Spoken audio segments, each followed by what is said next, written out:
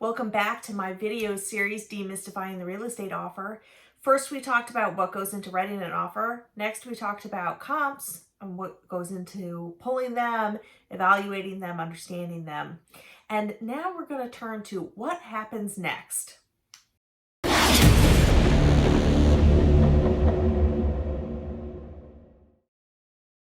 So, you want to write an offer on a house. You've already reviewed the comps and you have an understanding of its probable selling price.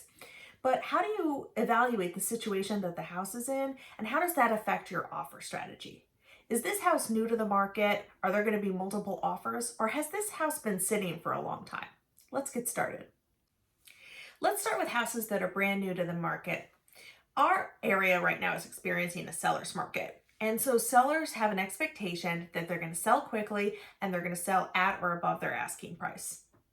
Let's take a look at my zip code as an example. Silver Spring 20901 has, as of October 2019, a current supply of 1.47 months. So 5 to 6 is where you say a normal market would be. So anything under 5 is going to be a seller's market. So obviously 1.47 is a seller's market. Our days on market here, median days, is 8 days. And we're also seeing a sales to original list price ratio of 100%. What this means is that people in Silver Spring 20901 are selling their houses in that first week for 100% what they're asking for, their list price. So they're not going to be interested in lowball offers. Starting low to see where you can end is not a strategy that's working in 20901 right now. All right, so let's make it a little bit more competitive.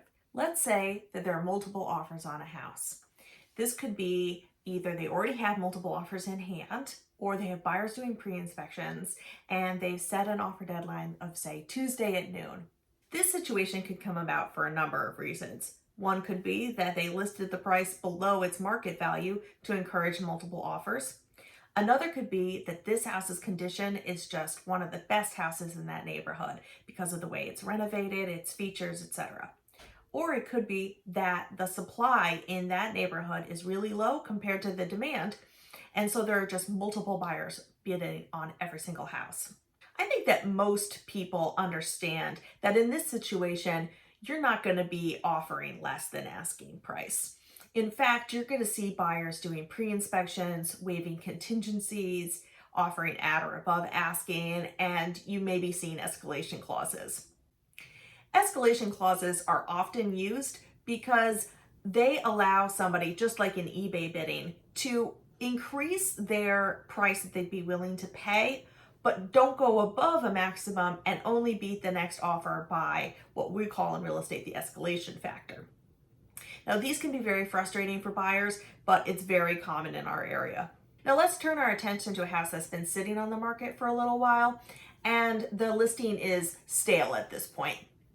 So we talked about how in Silver Spring 20901, right now, as of October 2019, the median days on market was 8 days. So let's talk about this house being on the market, let's say a few weeks longer than the average. So just a few other stats for this reference point. In Shaw 20001, it was 11 days. Georgetown 20007 was 22, and Gaithersburg 20879 is 19 days. So as you can see, depending on where you're looking, the days on market is going to vary. So there might be something where it's the first week, but it might be another market where it's just within the first 3 weeks. So you might say, well, in Silver Spring, 3 weeks would be been sitting, but in Georgetown, that would be okay. So let's say that you're in this situation and you want to write on a house that's been sitting. The first thing you want to try to do is understand where is the issue coming from. So what's happening here? Is it the house? Is it the neighborhood? Is it the greater real estate market at large? What's the reason that the house isn't selling? And you're also going to want to think back to, we were assuming you've already looked at the comps If you haven't watched that video yet, the last video in this series was understanding comps and the probable selling price. So when you've looked at the comps, you've probably been already looking at that house in particular, how it compares to the neighborhood and how it compares to what's happening in the real estate market at large. So you may already know this, but it may be worth looking a little bit at what specifically has been happening that is the cause of why it hasn't sold, because that's going to help inform the best way that your offer strategy is going to make you successful in purchasing the house. There are a lot of reasons why a house could be sitting. The first two are pretty obvious. The price is too high. We're assuming here that you've already run the comps, and so we're saying the price of the house is higher than what we think the probable selling price is. So we think the house is just overpriced.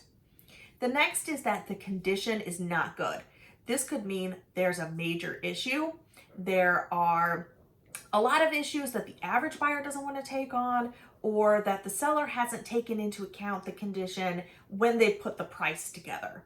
So it could be that that house could sell for that price, but not with some of the conditions that this house currently has. It could be because of photography and marketing. It could be no photos at all, no professional photos. It's really cluttered. I actually did a whole series on reasons why houses don't sell. It was titled 7 Reasons Why Houses Don't Sell. So if you're really interested in those reasons, you can just pop over and take a look at that playlist. So the right offer strategy is going to be really dependent on the specific house and the specific reasons why it hasn't sold. But let's talk through some of the options. You might be able to get that house for less than its value. The sad reality for sellers is if they don't price it right, if they overprice from the beginning, they oftentimes get less than they would have if they had just priced it right from the beginning. Another situation is you might not have to waive the traditional contingencies that we would have done in that multiple offer situation.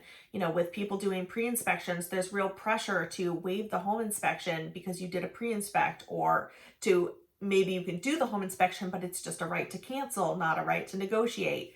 The appraisal contingency, the financing contingency, you probably won't have any problem getting an offer through with the contingencies that you want.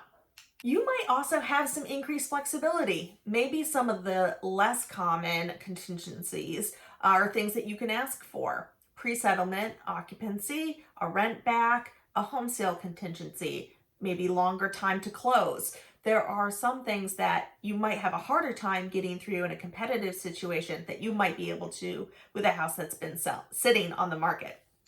All of this, of course, depends on your total offer package. It's also going to depend on the seller and where they're at.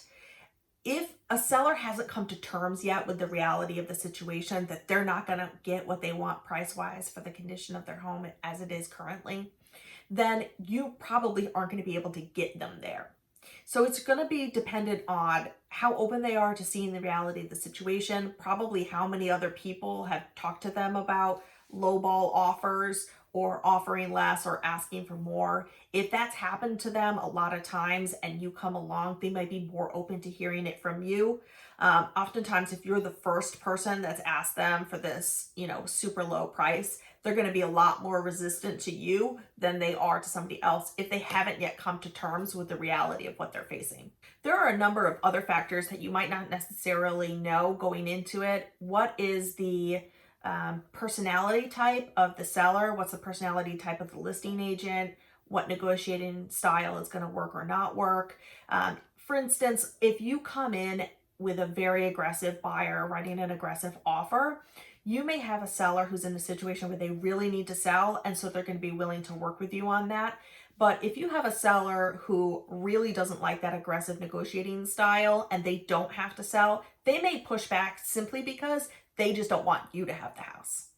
When you're thinking through your offer strategy, if you really want to be successful, meaning you really actually want to buy this house, then at the end of the day, the best thing to do is to write a fair offer, something that you think that the seller is likely to accept. Obviously, you don't know what that is, but if you come at it from a position of coming up with a fair offer given the situation, you're a lot more likely to be successful. Remember that getting your offer accepted is just the first step.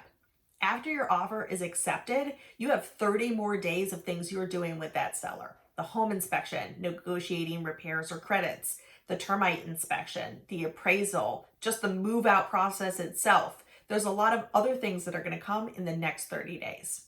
And that's where we're going to turn next. Now we're going to go on to the fun part of this series. What happens when things go wrong? The first explosion we're going to do is the home inspection. So please subscribe to my channel and hit that bell so that you don't miss that video on what happens when the home inspection just explodes or implodes.